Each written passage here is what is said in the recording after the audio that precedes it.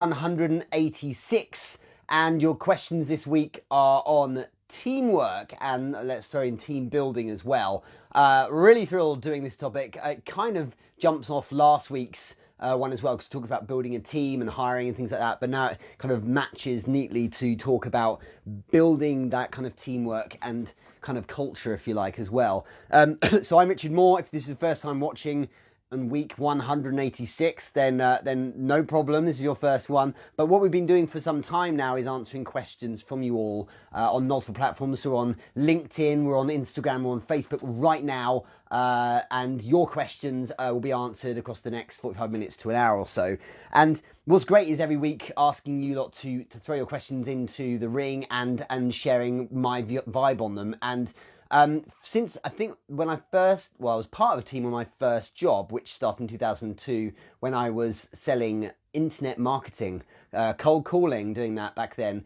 And very soon, it was about 18 months in, I then became a team manager. And since then, if I've not been building teams, I've been guiding people in doing that. And so it's really good fun working with leadership teams on that, in that kind of space as well.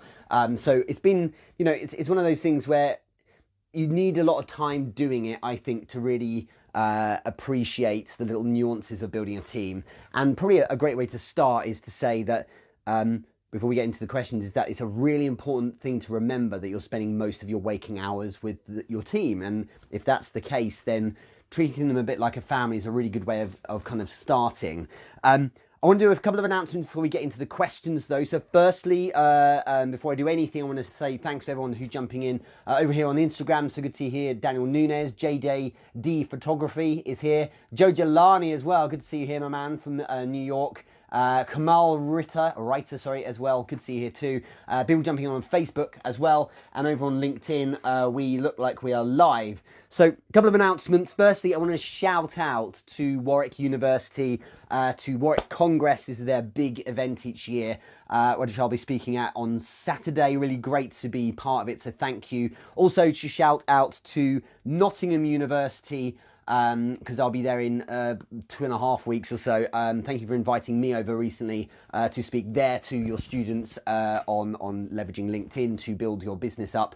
But also more closer to home, we have events coming through for you very soon. So the first event of the calendar for Entrepreneur Business Live is on the 27th. So literally 10 days time, we are live from Atlanta.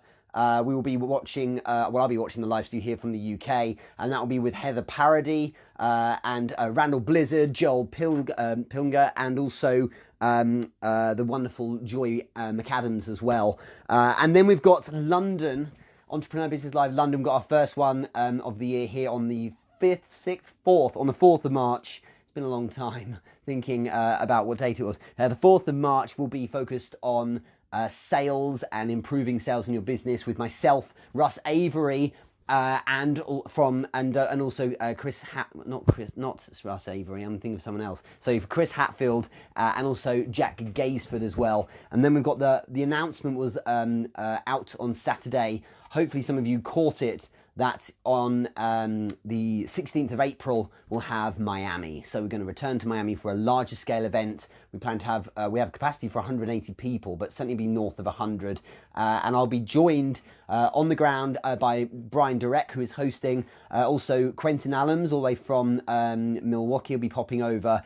Shay Robos will be there, Shanae Murray will be there, Jackie Hermes will also be, actually she'll be streaming from Milwaukee, but we'd love you to have that whole panel together, so I really, I'm looking forward to that as well. I've done enough invites, announcements, and housekeeping, tapping away on all the devices. Let's get stuck in to the first question from Wendy Gilhula, who is now a bit of a regular on LinkedIn watching this show. So thank you very much for joining us, Wendy, again. And your question is, how do you encourage integrity?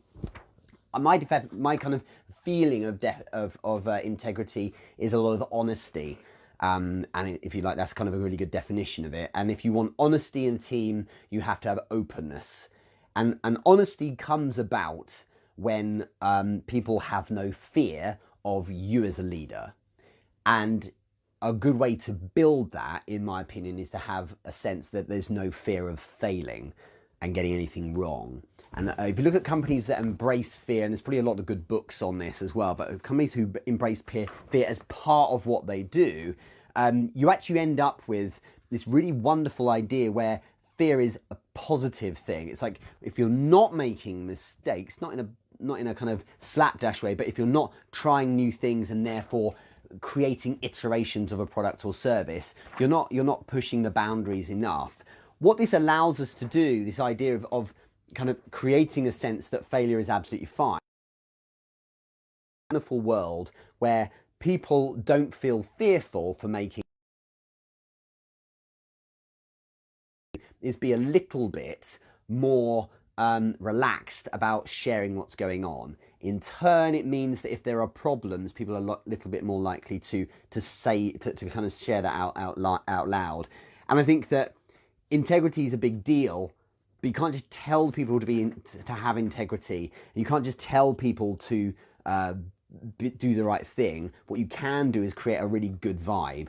One thing I would say for sure is if you look at a team, especially if you inherit a team, if there's any kind of poisonous characters there, you need to do your best to identify what's up with that person, how you might change that and help them out of that problem, or in fact move them along, because the truth is that doesn't really help at all, because there needs to be not just a great relationship between leader and team, but between the team members themselves. That really does matter. But integrity for me comes from a real openness to share if things are going wrong as well. If you create, or rather if you condition your team that whenever they screw up, you're going to break their legs, or you're going to get really upset, or wear on your sleeve that you're really emotionally annoyed about it, they're just not going to want to share when they get things wrong. Knowing that they will get things wrong, it means you really need to be careful, because otherwise what you're doing is you're making them lose that openness with you about where they've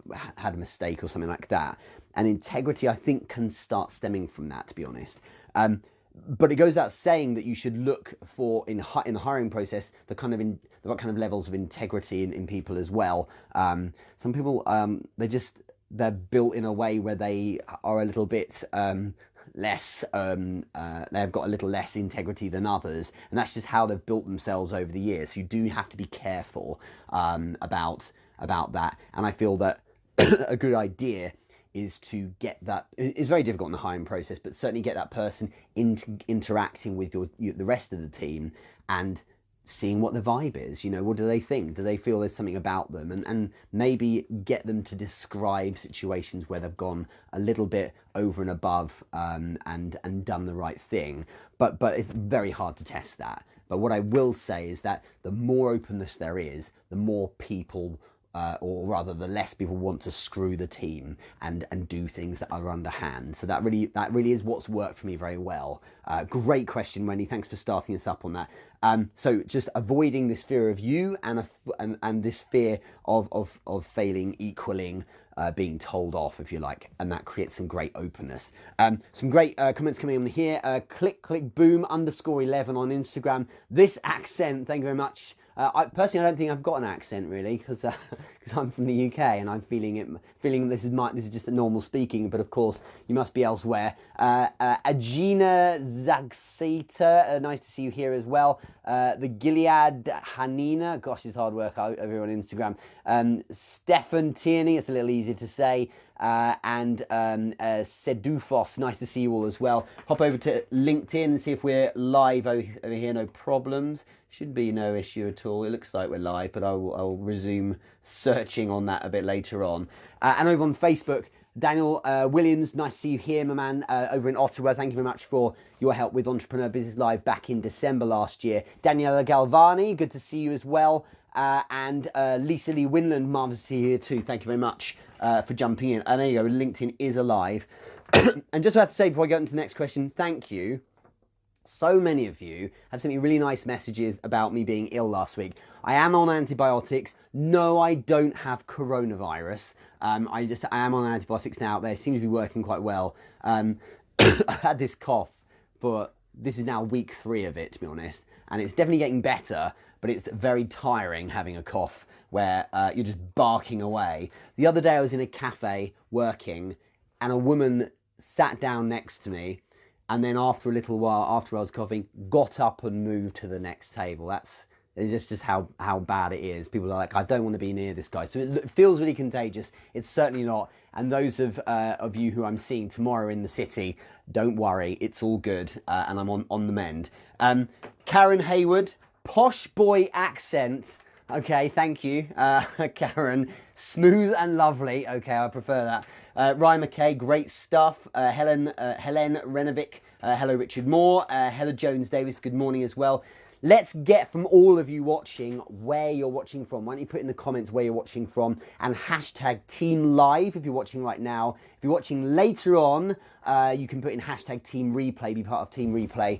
And also if you miss this, of course, you can watch the replay. We'll always be there on IGTV, so you can watch the back episodes of the show, and there's of course the podcast on therichardmoore.com, or just search iTunes and Spotify and the rest of it on there as well. Michael Kennedy Marius, excuse me for the coughing. Richard, how would you encourage diversity as well as integrity, because a lot of team members speak of diversity but do not act upon it? Let's get clear on what diversity means. Diversity on culturally right now, people think diversity means race, potentially. It doesn't. Diversity is literally anything. It could be gender, it could be age.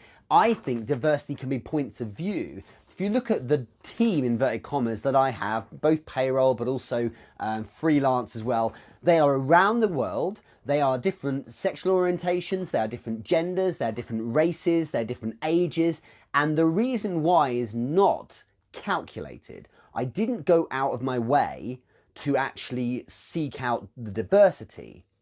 What I did was I sought out someone who was good at the thing that they had to do. And the people who showed up who were good at the thing happened to coincidentally have their own set of physical and emotional variables that made them diverse. What's fascinating is this has always worked, whenever you go for talent and no other things involved, so I don't care about anything but talent, and obviously an ability to speak English helps, for instance, and deeper stuff, sure, loyalty, integrity and so on, but in essence, a talented person, someone who's good at what they do, then you have therefore a complete lottery of all other things. So you end up with, someone who is completely the other side of the planet, and who is 19 years old and epic at what they do, and they get the gig. And I love it. If you go for talent, I think the two things we look for are talent and ambition first, and that's really what stands out. And it means that diversity naturally comes through. But I want to get back to this point on diversity being points of view as well, and how you encourage it. Michael, this is a really good question. I've found that you can encourage it in the things you do around your work. So what I mean by that is the social work you're doing, as in hanging out with them socially, the moments between meetings and work and doing the job and phone calls and whatever, when you're interfacing with the team just as people. It's really fascinating, because if you can just let people be themselves, and you really got to create this culture where people can have their identity in their office, they can go all Zappos, if you want to make it like a verb, like in terms of how they dress their desks and how they build their little environment, and they get to be them, and it is promoted that they are the kind of crazy or weird kind of person they are. And the more you get into that, and the real kind of, because everyone has a thing they're really into, and it might be weird or diverse, but the truth is when you allow that to come out, and it be cool that people are like that, it's just so good, because then they're really being themselves. And I, as an example, I remember I was on a team once. There's good examples of both directions. There was a team once I was on when we were encouraged to be very much a cookie cutter a robot that fit a particular corporate model. And we could all play that game a bit, but it didn't create a sense of diversity, because we were all naturally conditioned to work in a certain way and think in a certain way and act in a certain way, Michael. But excuse me, but I've worked in a different team where we're really encouraged to really be ourselves, and really encouraged to be ourselves, and that comes down to like dress as you wish, and be as you wish, And what I loved was that I was encouraged to own my role in my way. And it was really good because, I got to be a real nerd about my job, and no one was shutting it down going, could you not just get on with your work and do it this way, as in my way? They were like, output, Richard, if you need to achieve X and you achieve X in your way by being all nerdy and spreadsheety, then good for you. And that was really good because I got to bring my type of diversity to the team, and altogether it was just a really good vibe. And different and weird is amazing. I really think that. So I'm a big fan of encouraging it. And at no stage should, I suppose another direct answer to you, Michael, at no stage should you be looking to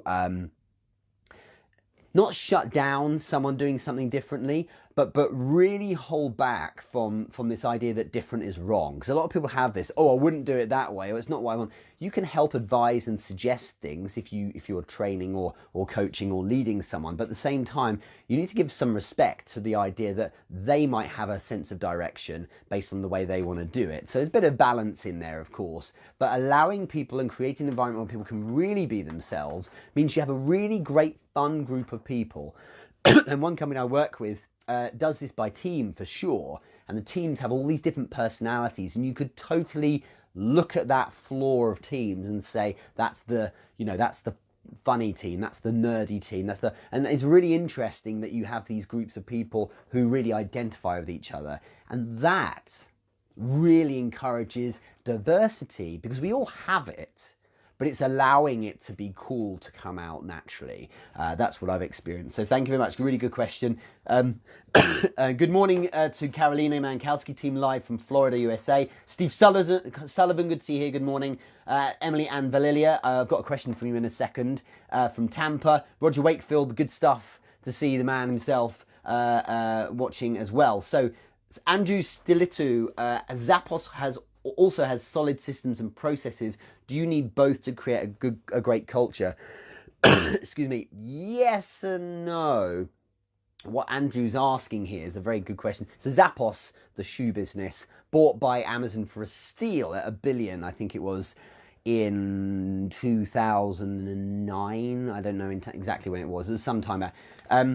Zappos is a really good example of a company that it was the service. Ironically, isn't shoes the service, is the customer service. They didn't outsource it famously, especially at a time when it was de rigueur to outsource your customer service.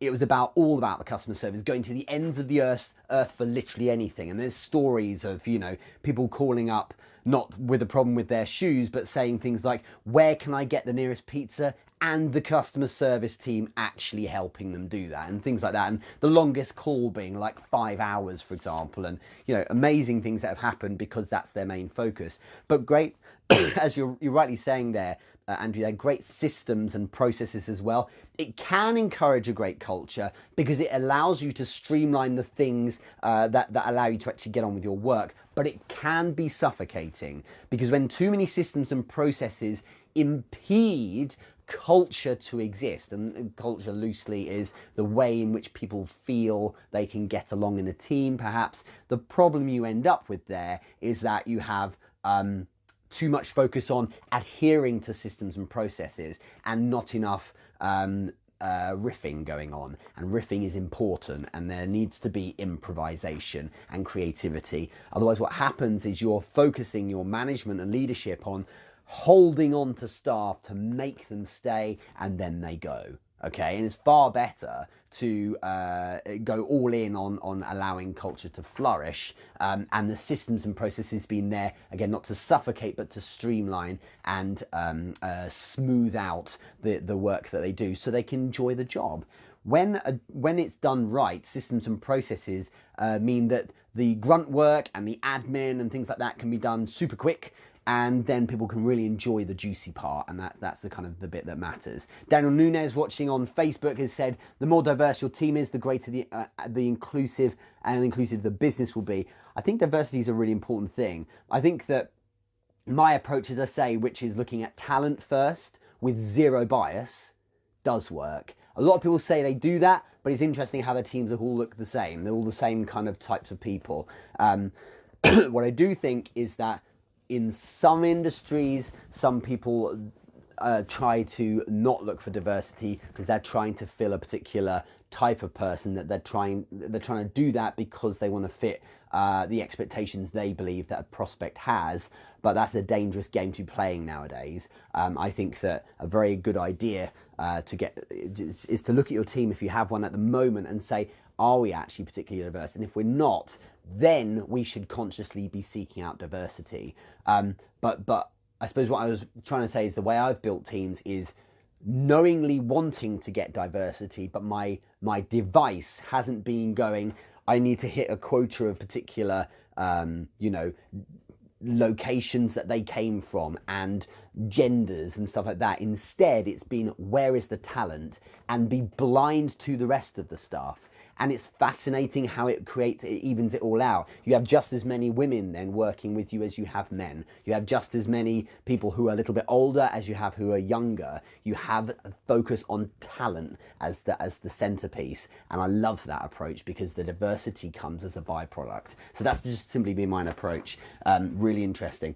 Let's go on to the next question from Daniel Nunes himself, who's also asked here, who would you consider your top 3 LinkedIn connections, and what do you like about them? Which has nothing to do with teamwork. Well, kind of it does. It kind of does have something to do with teamwork. If I wanted to make a link there, Daniel, in that we're all one big team, I suppose, and they're good connections to have. The truth is, I would say I don't think I have a top 3 LinkedIn connections, and that sounds like a political answer, but it's true. I don't. I have a lot of great connections I really like, and but some that stand out at the moment, I think definitely those that are of note right now include my friend Anna Sabino, who is over in Hawaii, as a model of consistency. She's done a daily video for something like 650 days now. So pretty much since it started. And everyone was doing video, it's fine, but over time you're like, hang on, now it's 400, now it's 500, now it's 600, and no one's done that kind of number. No one, literally, because she's done it since the start. It's absolutely fantastic display of consistency. And I know what she must have to go through to bring up, to bring in consistent new creative content each day. But she, you can tell, must be the real deal, because you're only the real deal. You're only able to have that level of consistent creativity if you're actually doing the job, if you're actually being used by clients, and you actually have work to do, you have all that stuff to talk about. So she's a great example. Mark Michu, without a shadow of doubt, is a great person too, that I'm following a lot and learning from.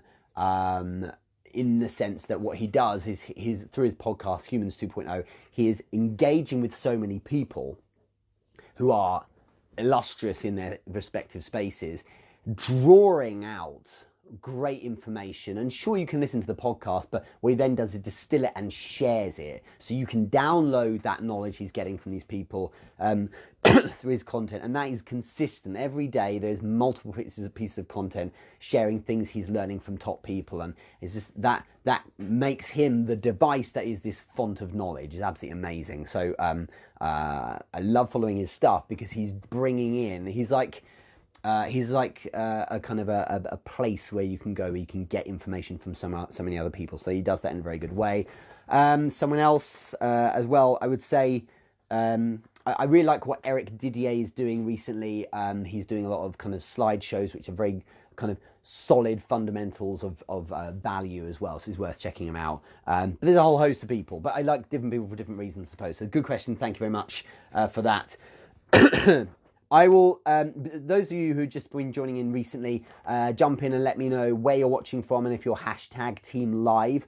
Also letting you know that in 10 days time, we've got the first Entrepreneur Business Live event of the year in Atlanta with Heather Parody. Then we've got London on the 4th of March with myself hosting. Also, I'll be over in Miami in April on the 16th of April to have the larger scale event there as well, in conjunction with LinkedIn Local Miami and Venture Cafe. A bunch of other events in the pipeline as well. So we've got Amsterdam, we've got our second London location we're rolling out as well.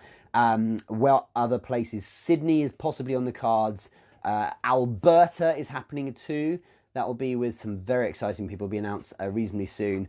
I was even talking about San Francisco last week, which won't be till September, but that will happen. Next question, Emily Ann Valilia, who I think is watching right now on LinkedIn. How do you encourage a sense of belonging within a team? I'm interested in learning what you teach to the leaders you coach. I believe this is an area many leaders are lacking. How do you encourage a sense of belonging in a team? Again, this is the point I made at the top of the session. You need to understand that if you're spending most of your waking hours with this team, which you probably are if you're in an office together, that you probably see them more than your family. Pretty much definitely to see them more than your family. So it's right that you view it as like, well, why wouldn't we make this more familial? And I think that if you've got all that time together, being formalized all the time potentially doesn't allow you to have that sense of belonging. There needs to be something that people can anchor themselves to, and it could be a brand. So if you are going to hire people who are fanboys for the brand, that can work, but you need a brand to start with. I know for a fact that, excuse me, that I know someone in particular who's worked for Tesla. I know someone in particular who's worked for Apple, and they're both good examples of people who wanted to work for that company, not a company like that, because they wanted to feel that they were part of that kind of their ethos and their brand and the culture that comes with it and so on. And indeed, with Zappos that we mentioned earlier, a lot of people sort that business out as well.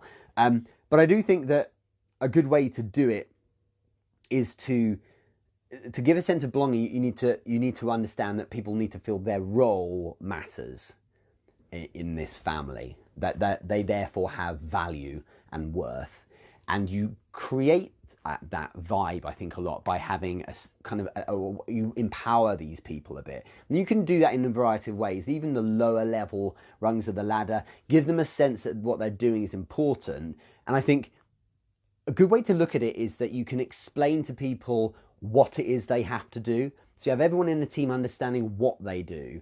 But when you explain why they are needed and why that role is relevant, therefore what they understand is why their particular cog that they represent is valuable to the entire machine. And that why kind of element brings in so much more of a sense of, I see why I need to be here. Everyone down to someone who is, doing a very low level work, for example. Without them, certain things wouldn't happen and the team wouldn't be able to operate in a certain way. And if you can explain why they therefore are important, they do have more of a sense of, hey, I've actually got value here, as opposed to I'm here for the function of receiving money each month to pay rent or something like that. If you can take it deeper and say, you have importance because without you, look at even if it's a butterfly effect of very little things, look at how it would impact the rest of the business if you weren't here doing the thing you're doing. So that does allow people to have a sense of belonging within a larger community or a larger team. I think that's a nice way of doing it. The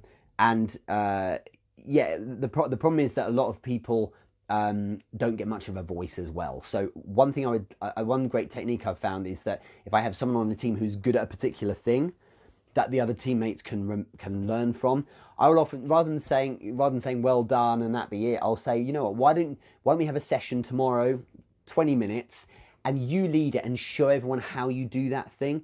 Rather than everyone hearing my voice all the time, it's me empowering that person. They have a sense that they're part of a family and helping people out as well. Even if it's a small thing, it's just a good way of doing it. Another great way of having a sense of belonging is just spend time together, not not just working at the same desks. That's not the same. Spend time together.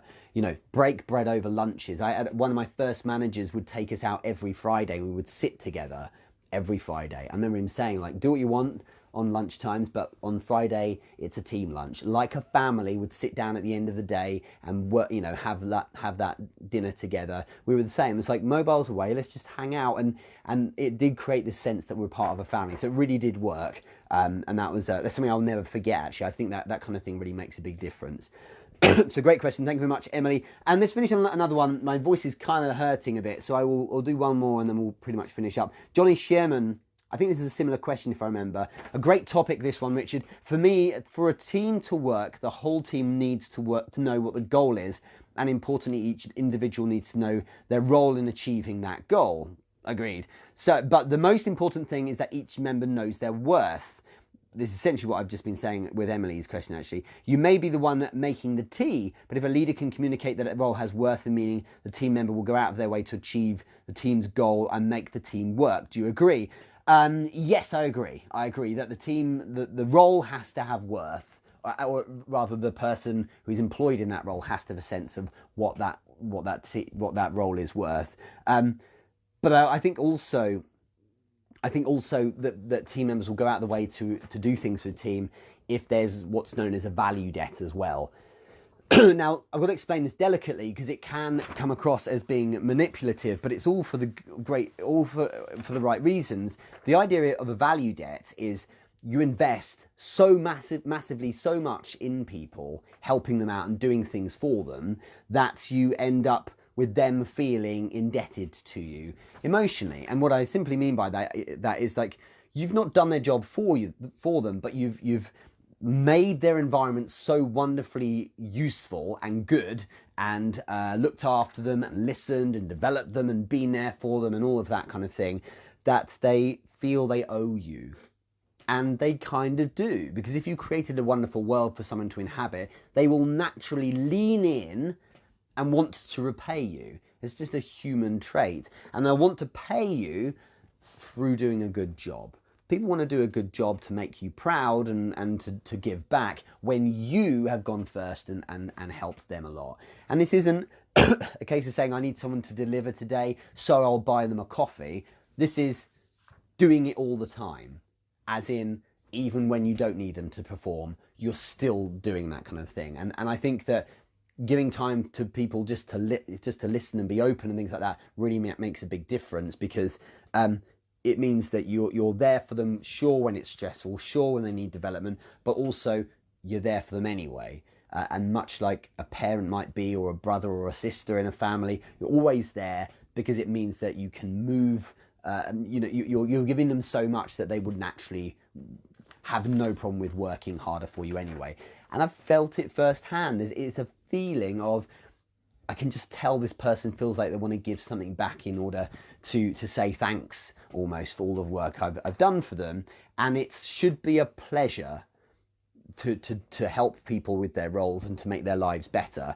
And great leaders and managers, because there's a difference, but great people who run teams typically are the ones who default to caring. And it sounds touchy-feely, but they have to care naturally about other people.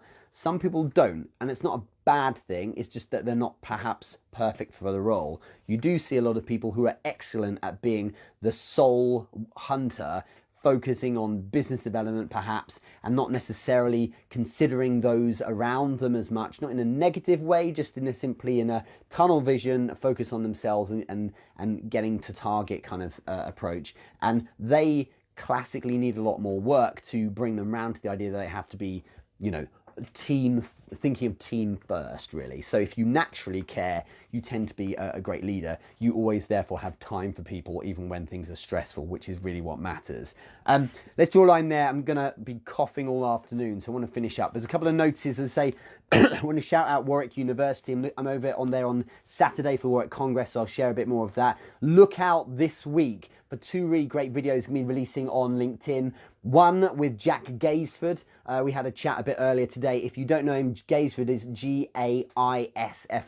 Jack Gaisford. It's a fellow London guy, and if you actually look at his profile today, he released the second of two videos about that we had recently on a chat, and he's going to be speaking with me at EBL in London on the 4th. All these events are free, by the way, so you can come along to these networking events for free. But I'll be releasing a video with him later this week. We're going to be sharing, it's a little along the lines of Daniel Nunes's video, we're sharing some connections that we are just talking about on LinkedIn.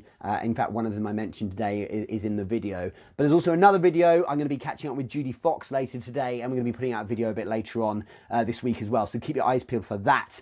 I'm looking forward to sharing them both. In the meantime, thank you so much. Andrew Stilito has said, do you want to come to Prague? Yes, sure. I would like to come to Prague. If you're talking about work or something, that'd be fun as well. But DM me, that would be interesting. And let's finish up there. So thank you very much on LinkedIn. Thank you very much on Facebook.